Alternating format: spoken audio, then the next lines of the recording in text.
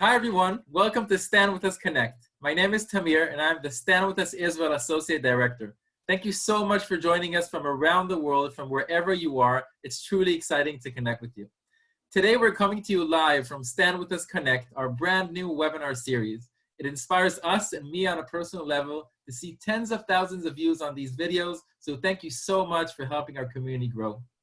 As you may know, Stand With Us has been at the forefront of getting Israel education to people from around the world in multiple languages and in these challenging times. Stand With Us Connect is our way of connecting people around the world and to bring Israel to your home. In a moment, I will introduce you to our very special guest speaker. But just before that, if you like our webinars and what you're seeing online, you can book your own session for your family, church, synagogue, or community, and we will deliver that session for you. So just go to www.standwithusconnect.com. Now for this webinar, you can ask questions, so please post them in the comment section below, either on Zoom or Facebook Live, and we will do our best to get your questions to our speaker. Just don't forget, tell us your name and where you're from. One more thing, which is more relevant than ever today. I want to introduce you to Giving Tuesday Now, which is a new global day of giving and unity taking place May 5th, tomorrow, in response to the coronavirus pandemic. Now more than ever, Stand With Us needs your help to combat rising anti-Semitism.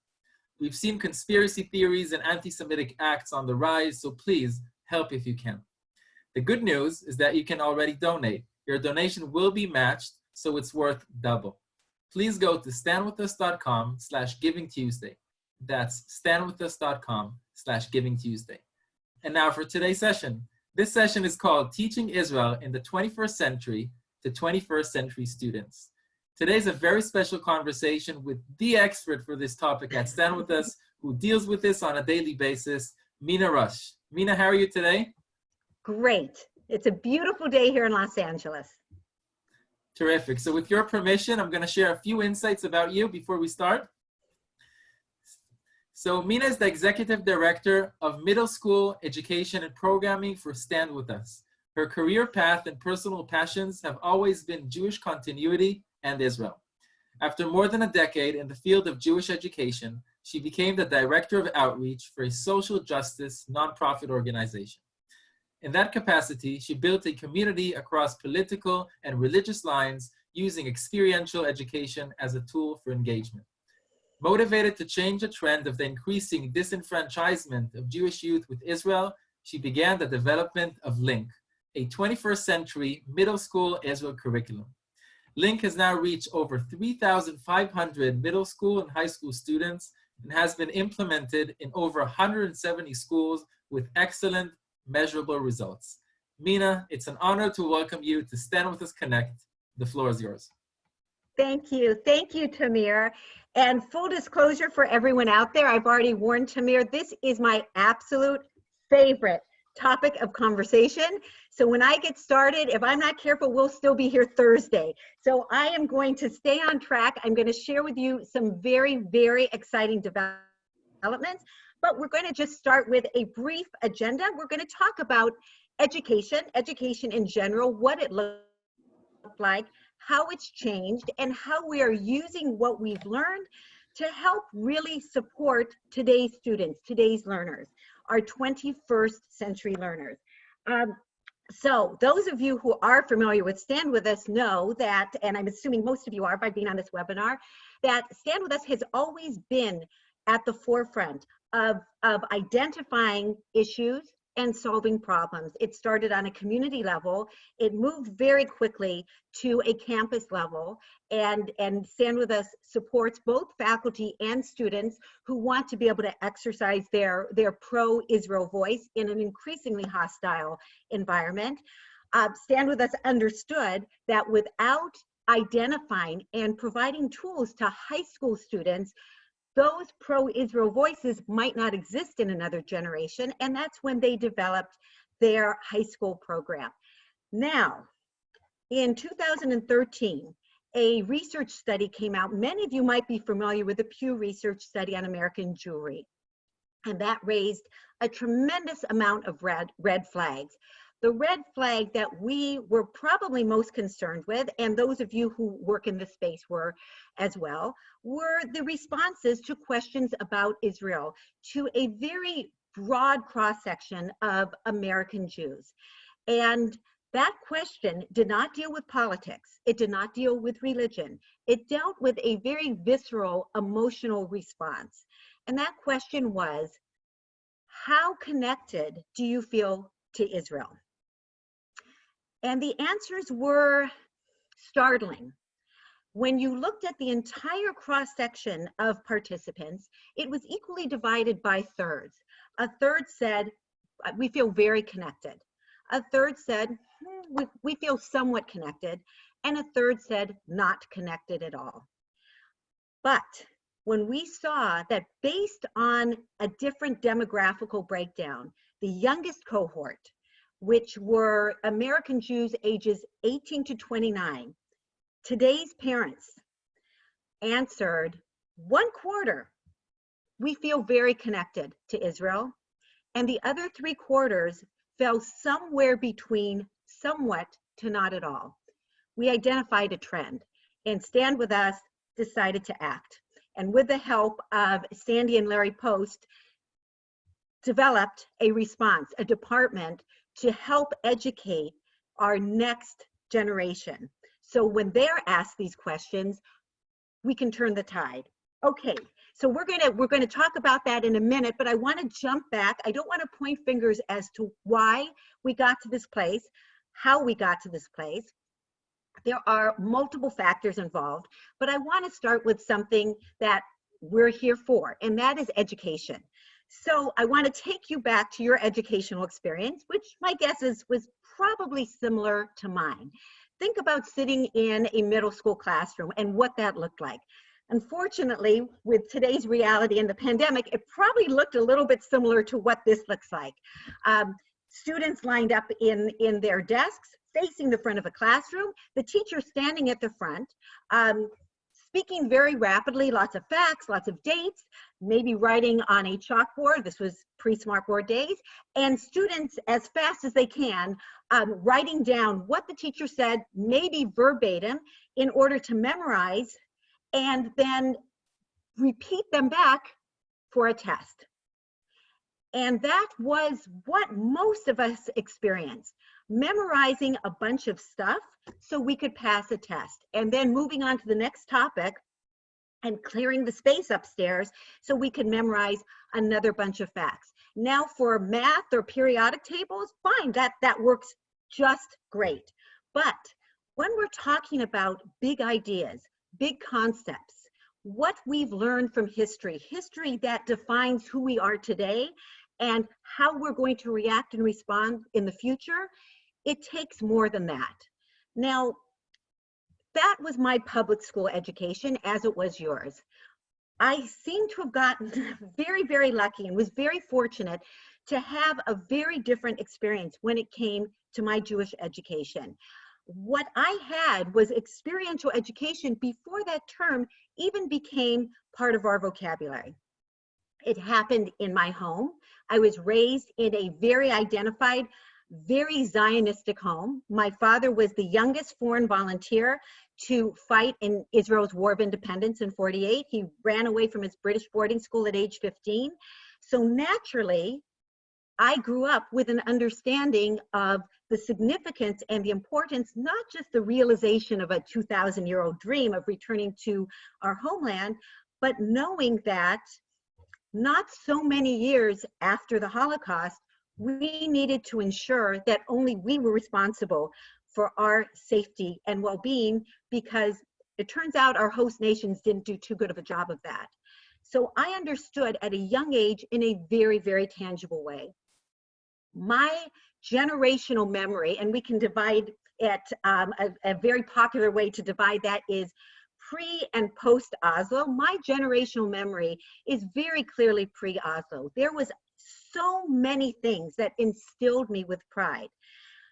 That was one, the knowledge of the significance and importance of Israel.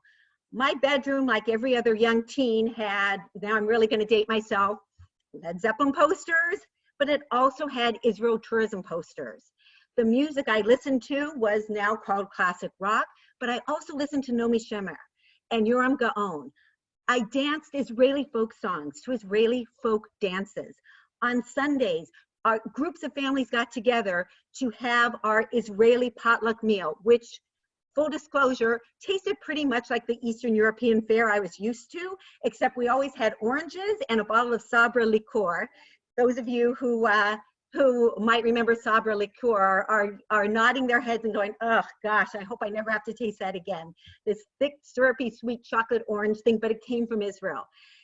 This was experiential education. Israel was a tangible place to me, a place whose story was part of my story, and I was part of Israel's story.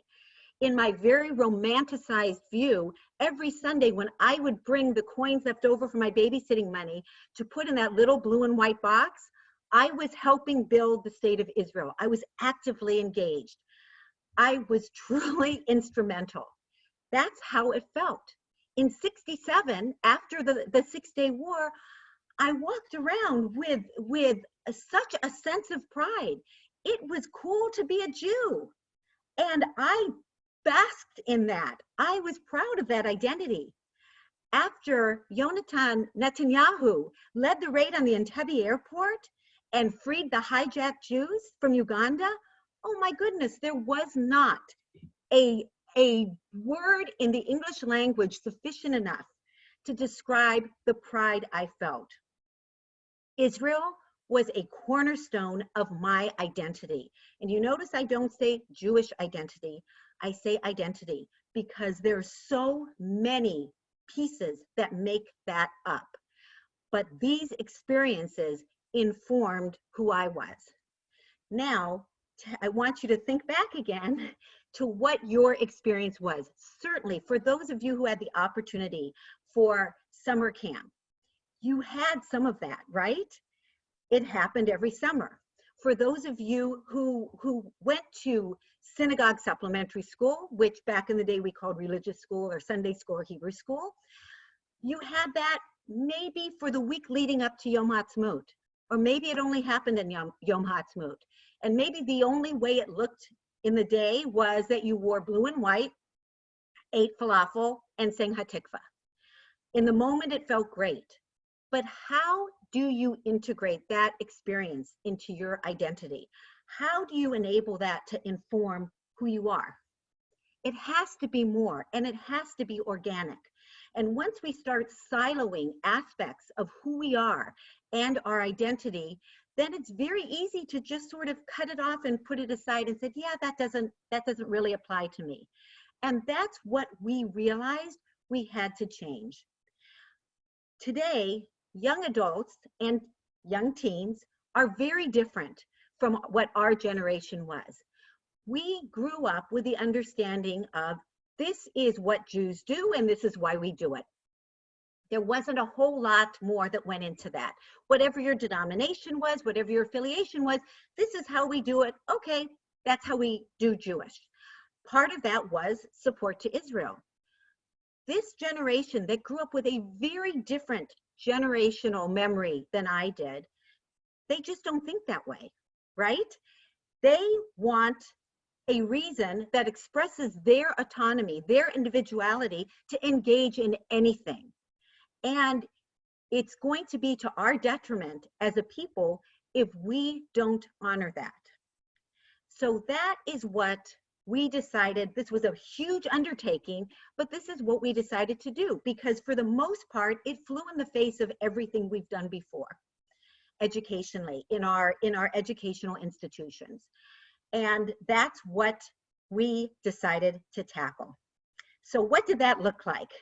When I was brought on board, oh my goodness, and how on earth does anyone get lucky enough to get a job where they're paid to do their passion project?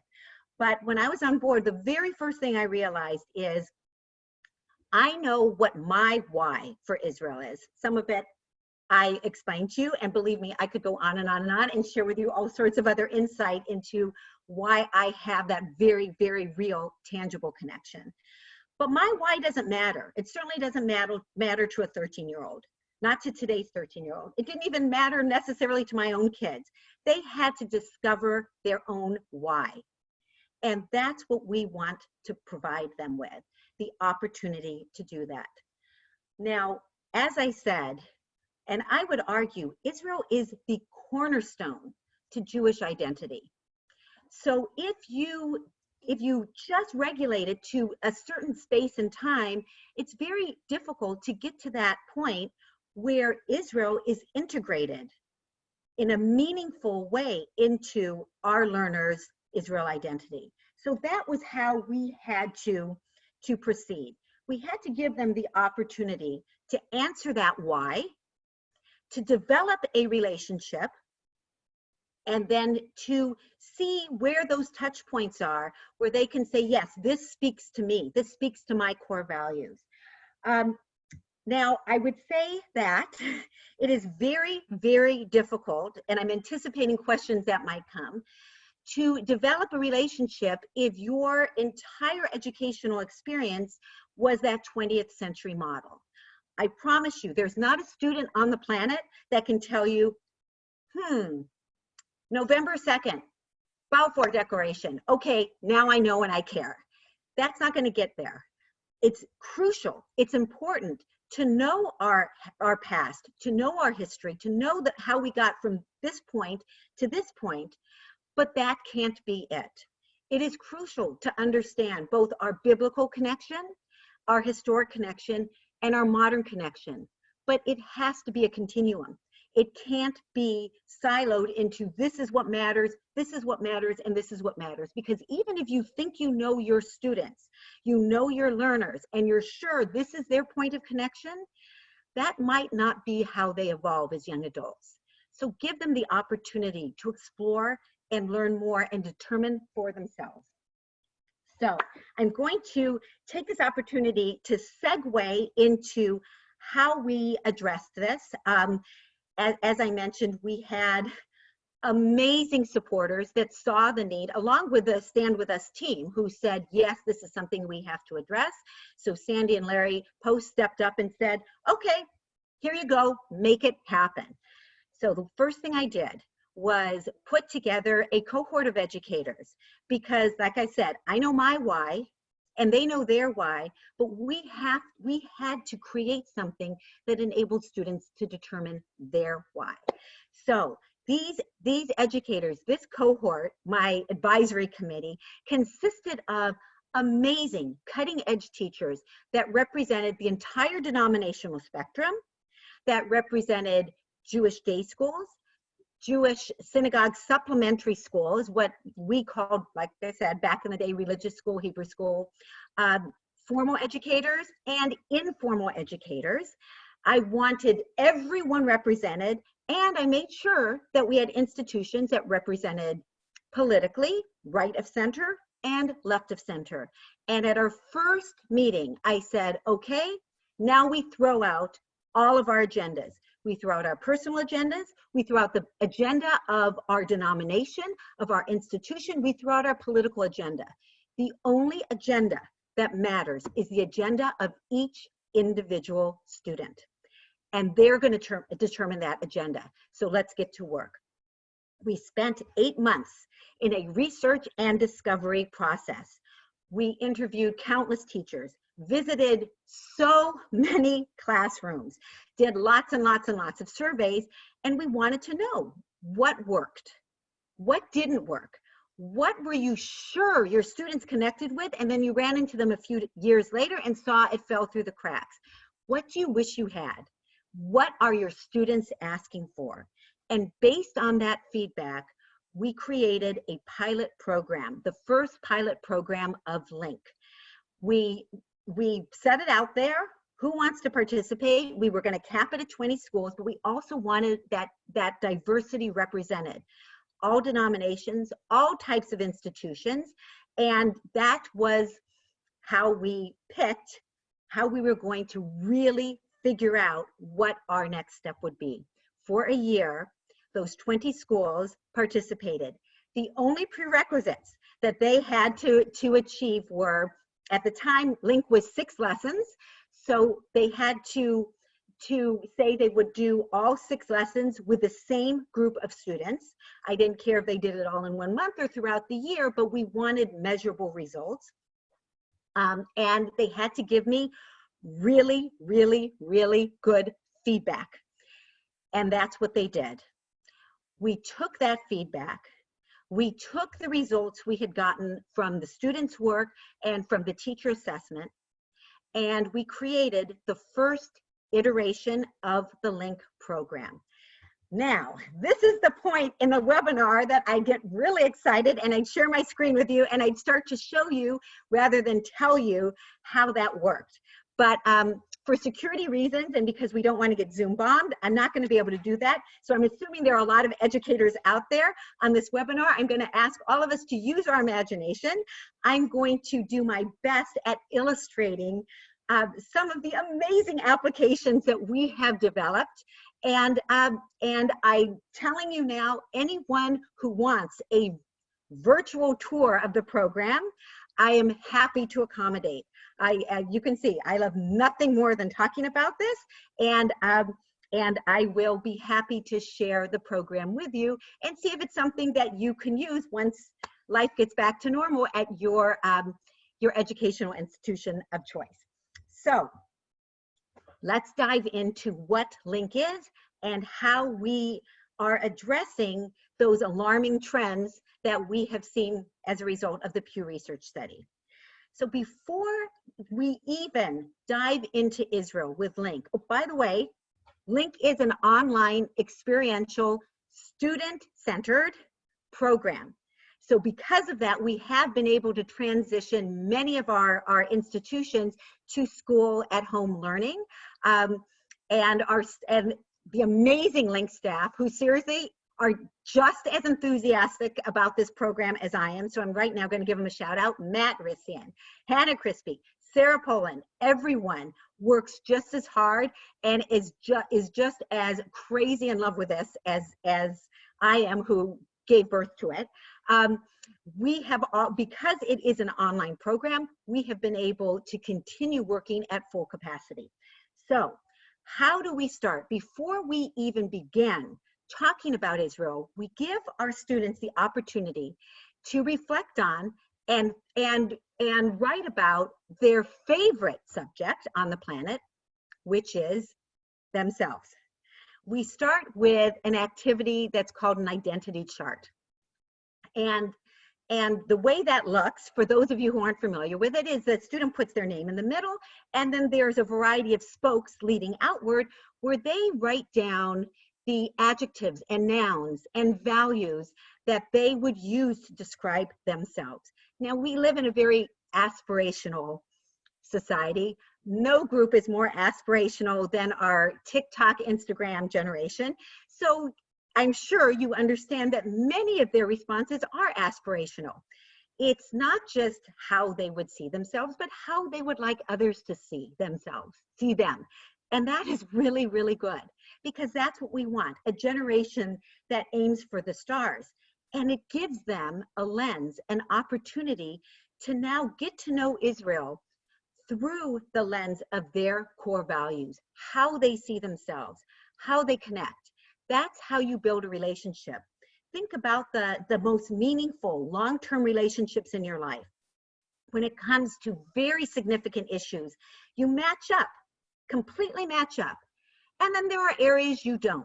You can be married to the most wonderful man in the world, and years later, it's still gonna make you crazy that he grinds his teeth at night.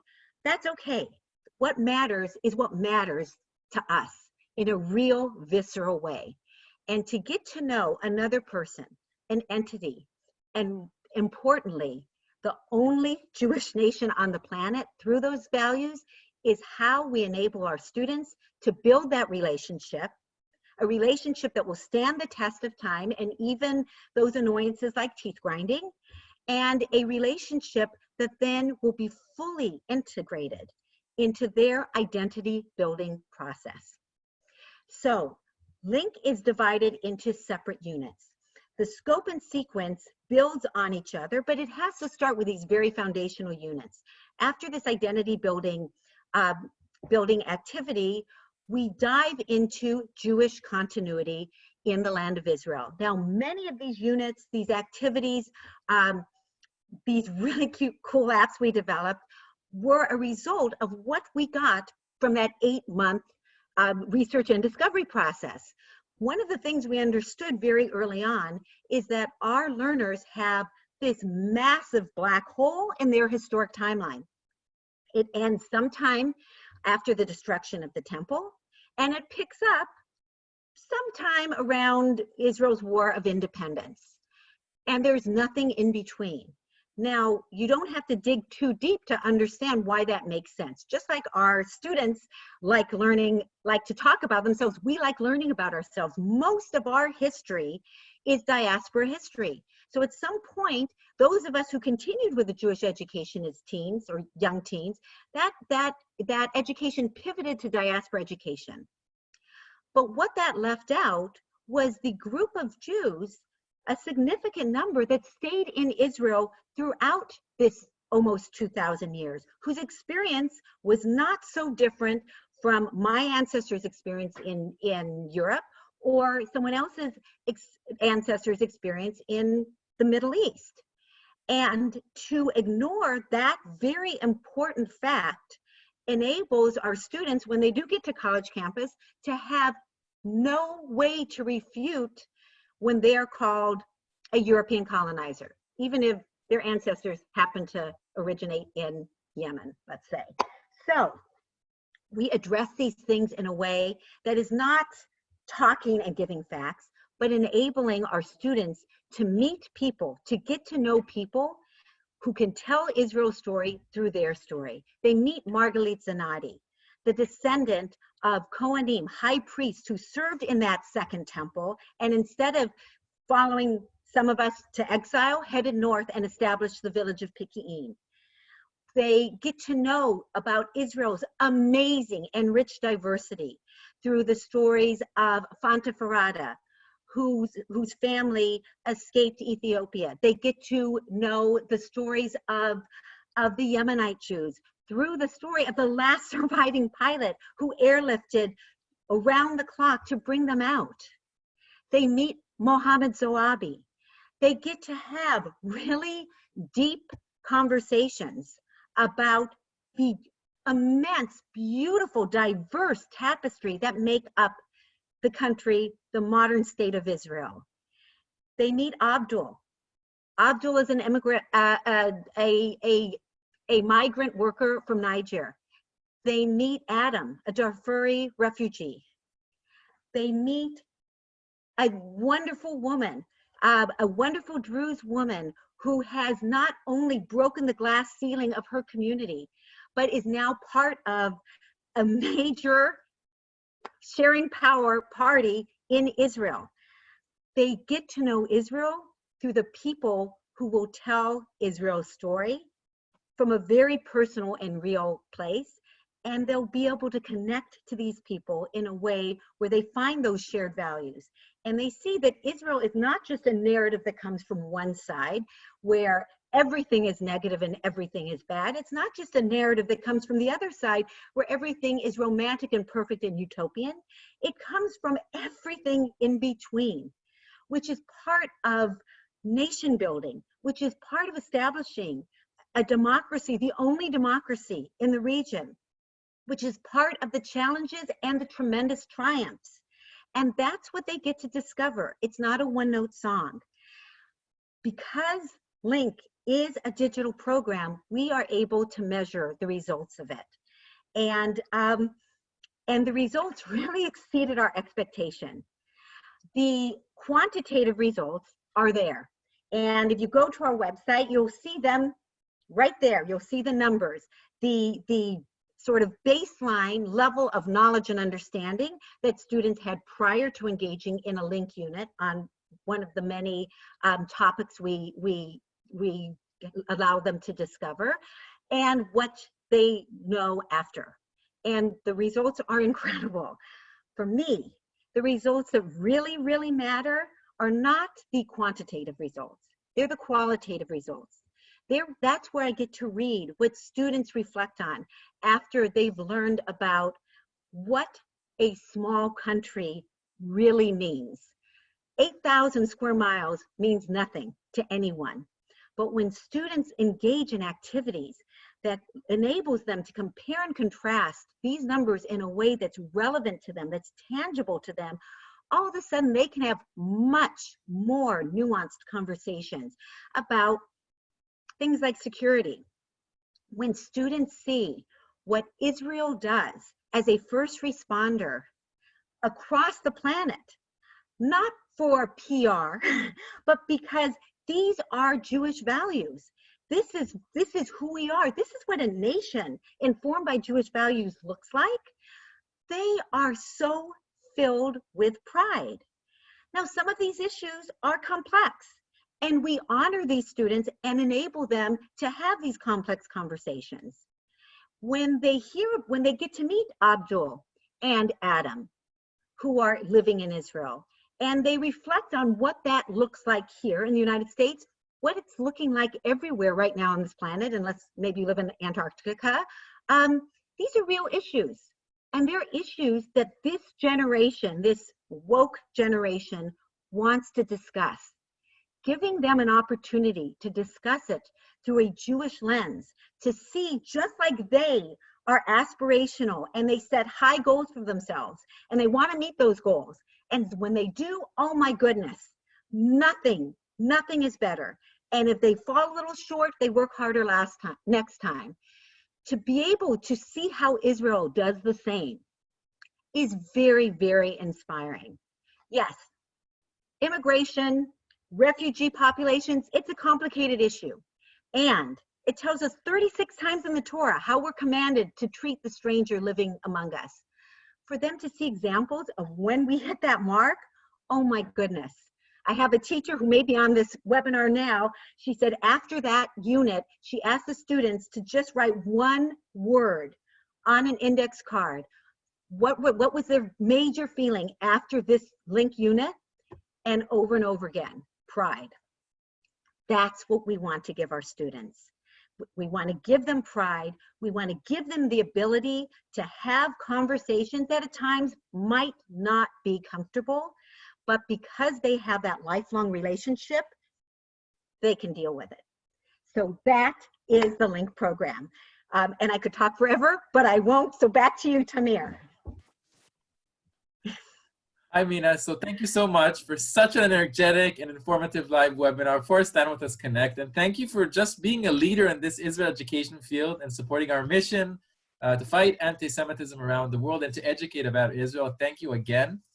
I've been monitoring Facebook and our Zoom call, and we have people tuning in literally from around the world. So we have people saying hi from the US, from Canada, from the Solomon Islands, and from Israel, of course, and many more. So thank you for whoever is tuning in at the moment. I actually had a question that I came prepared with, and that was kind of like, how was Israel taught in the past and what has gone wrong? But then I'm seeing a question from Howard from Washington, D.C., and he's asking, how do we bridge the gap between the knowledge I received in the 20th century and now when defending Israel? And I guess that kind of asks what I was about to ask as well.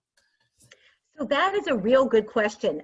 Anyone who was on our very first webinar with Charlotte Korchak understands, I mean, and I do have to say, there hasn't been a place I have been where that question hasn't come up, where someone says, okay, but what do you teach about the conflict?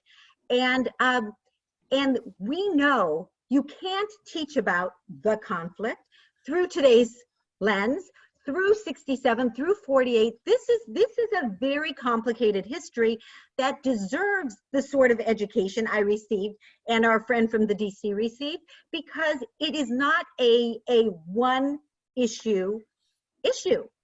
And to understand the complexity, the nuance, the frustrations, and the tiny little triumphs, we really need to go way back. And I don't know that there is, at this point, a Jewish educational institution at the middle school level that is capable of providing the classroom real estate to give students that knowledge.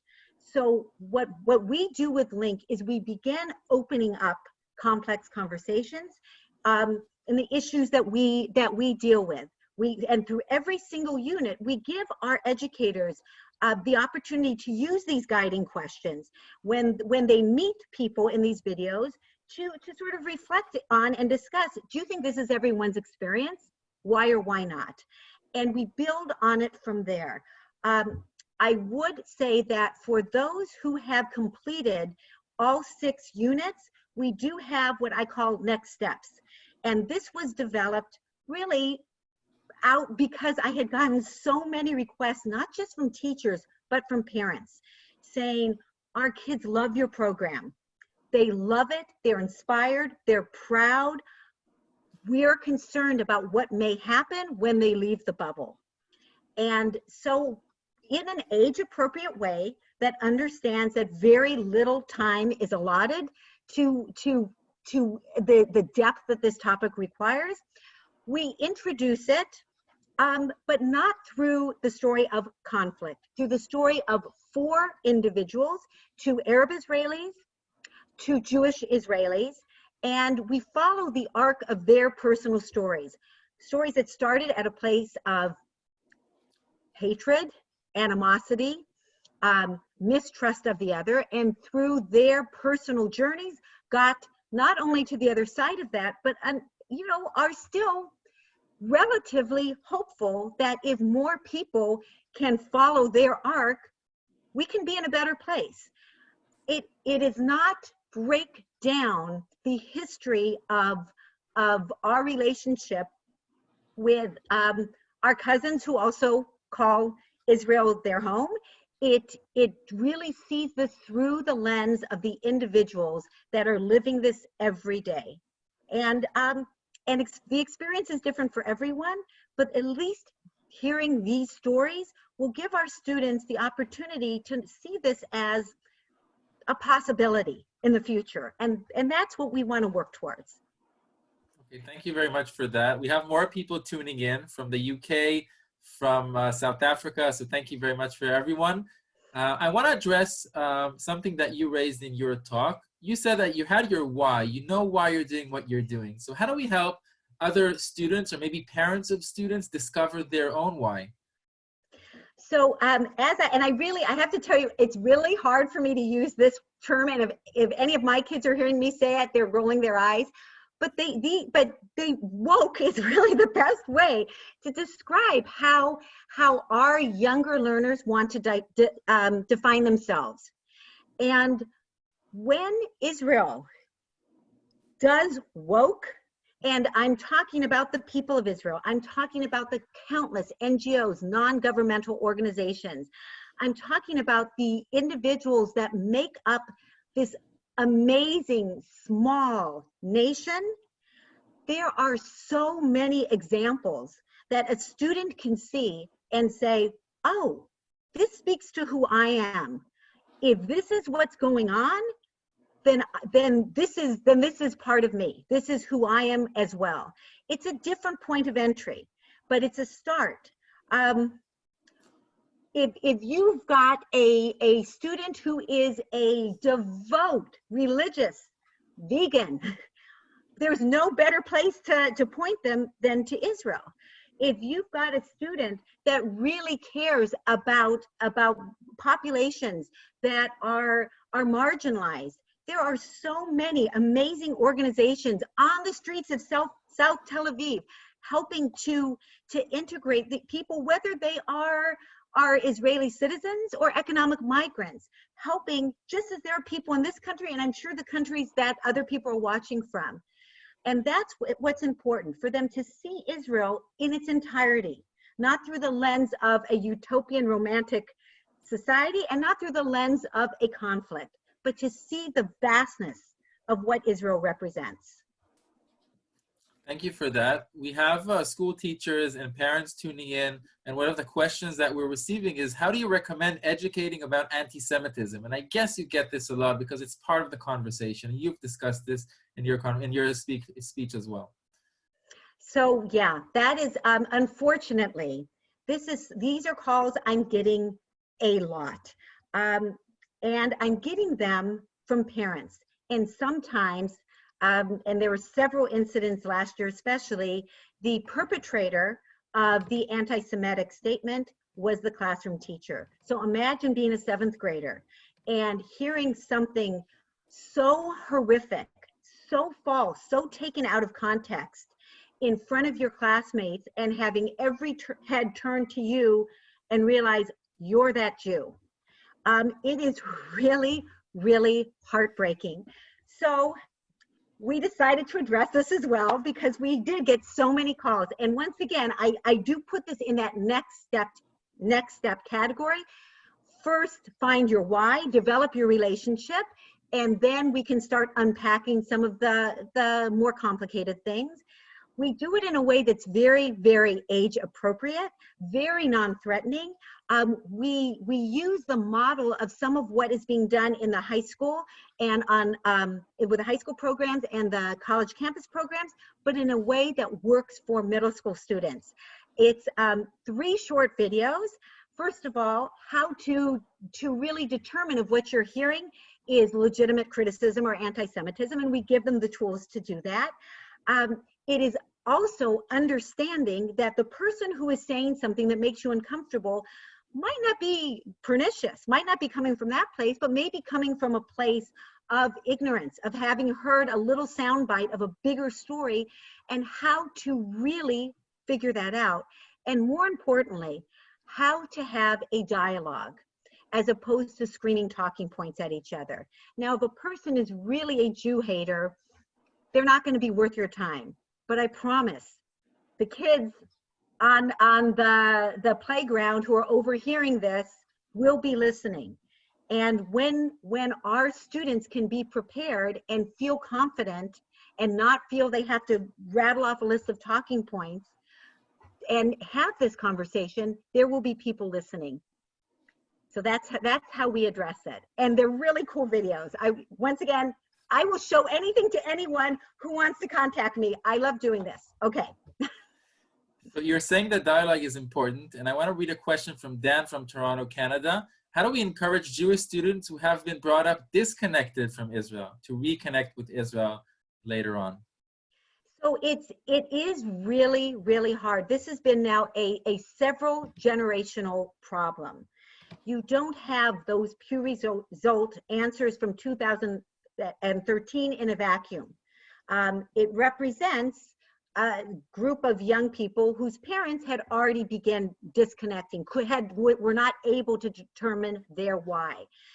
So right now, our best place to work is in those institutions that are still enabling families to connect. I have had opportunities to have link used in family education.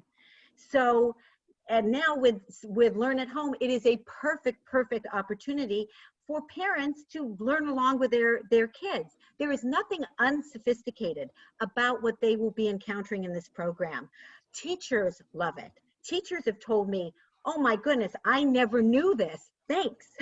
So I would encourage at any opportunity to enable sort of a multi-generational learning, so parents can also support what the new knowledge, the new understanding that their kids are acquiring, and let them acquire it as well.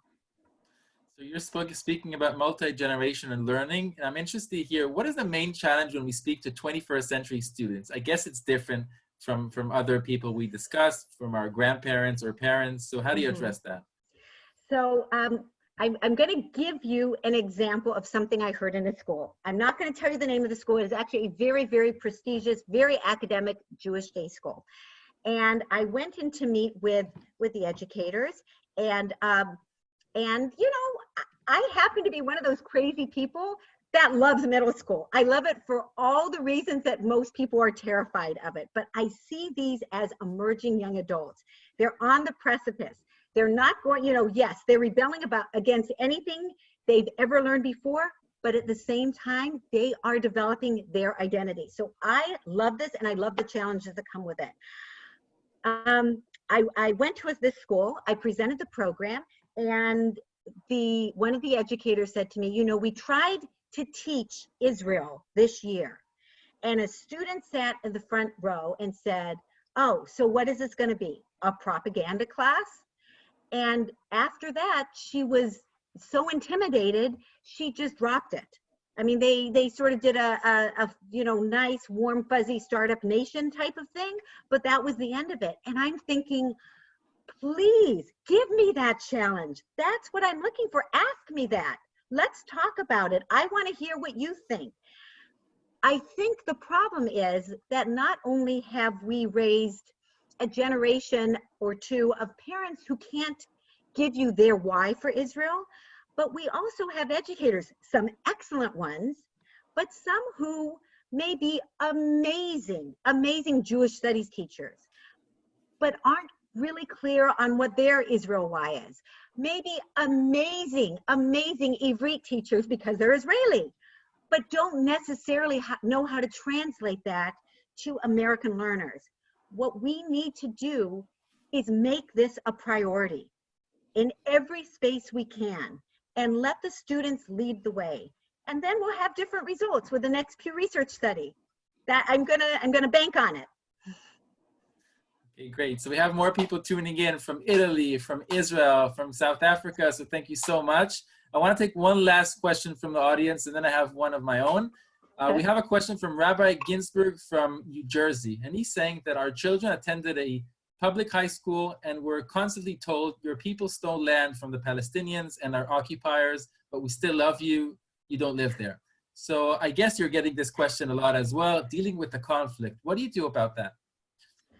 So that, once again, that goes back to really knowing the full story.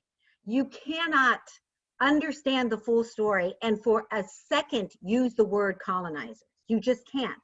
That doesn't define what happened. You can acknowledge that while most of us were thrown out and thrown into exile, other people moved in. And they also have a deep connection to the land they call home. And it's complicated. Let's talk about the complexities, but then let's go back and really, really take a deep dive to understand them and not just use talking points with no substance to back it up. It takes education, and it takes people making education like this a priority. Okay, great. Thank you for that. And my last question is, what is your message to those tuning in now? What is the #1 tip for them to take from this session and do something about?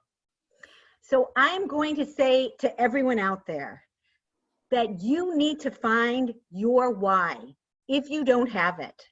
Get to know Israel. Get to know the richness, the diversity, the complexity.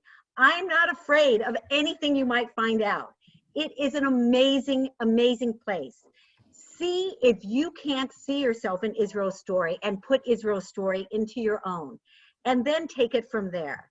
If you start with your why, then your students, your children, if you're parents, will have the ability to begin to determine what their why is for themselves. And that's how we turn this around. So, and anyone can contact me who wants to see this program or hear more about it or just have a conversation about Israel education. Like I said, my favorite thing. So Mina Rush, thank you so much for such an inspiring conversation and for all of your insights. You're amazing, and we're grateful to have you with us at Stand With Us. So thank you again. Just before we wrap up, I want to remind all of you here today of Giving Tuesday Now, which is a global day of giving and unity taking place on May 5th, which is tomorrow, in response to the coronavirus pandemic. Now more than ever, Stand With Us needs your help to combat rising anti-Semitism. We've seen conspiracy theories and anti-Semitic attacks on the rise, so please help if you can. The good news is that you can already donate, and your donation will be matched, so it's worth double. So please go to standwithus.com/givingtuesday. That's standwithus.com/givingtuesday. Now, if you enjoyed the session, you can book a private webinar for your group, church, synagogue. Just go to standwithusconnect.com. And you won't want to miss this. We're having another webinar on Thursday on Stand With Us Connect called Stand Strong with Stand With Us Krav Maga Demo Live. So join us learning the art of Krav Maga. Our full program is at standwithusconnect.com, and we look forward to seeing you again. If you can't come to Israel, we'll do our best to bring Israel to you. I'm Tamir Oren, live from Stand With Us Connect. Shalom, and we'll see you soon.